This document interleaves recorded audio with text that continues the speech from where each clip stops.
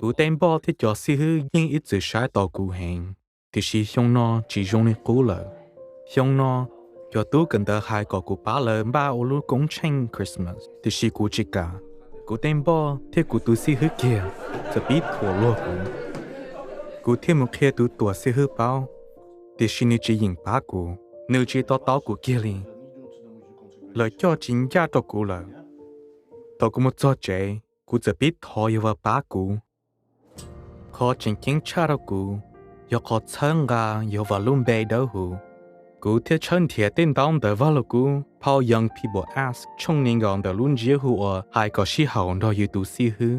Cú nhìn trong gây vào lô cú đỡ mặt thải trong hiang gây có ổ ở hai tìa. Bê yu chủ ở trong tô lùa li bê xa có lùa ở trong tô bê. Cho luôn hai chi nhanh cho cú khó tế mình đà. Gây nó khía tìa cho lùa ở bê cho yu lò. Yu chủ ở trong tô cá. Cú thiết lý chỉ xế bia cú cho kiến tranh cho cú tên bò tỏ chế cần đờ. Cú thiết trả tên nụ xe cú tu si hư bờ cả cú bia xe vì đi cha cú chú ua cái chai Christmas. Nữ họ cả thế. Ua đó cú xá chỉ thông lì. Ít tu tu hùa cho trả tên mua lù nụ. Tỏ cả cú tên nữ ta rồi mua đôi cho họ nụ gì thế. Từ cho hùa thế lựa cho si hư cho lo sau xe cú khét cho ra chỉ.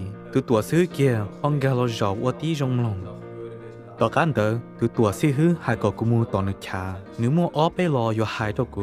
Cún trai cơ lì, trai trả nữ họ đâu gì đó cú. Nếu giờ sở tranh lột tổ cú trai tệ thiết thó chín đó cú. Cú rung xế cần gạo lì. Thầu cú ta tỏ tao kê mù chế. Mỗi thứ tú lùa giờ lo nụ cú đáo giả cho cú cho kiến tranh. Trên đế sư, cú giờ bí cỡ vào là cú đo nữ tỏ chế cần đỡ. Cú mua khỏi công mong thơ ngà yêu vào luôn bê đỡ hù. Vì cú trâu xế cỡ vào là cú thiết thó yêu vào chỉ chế chỉ tu.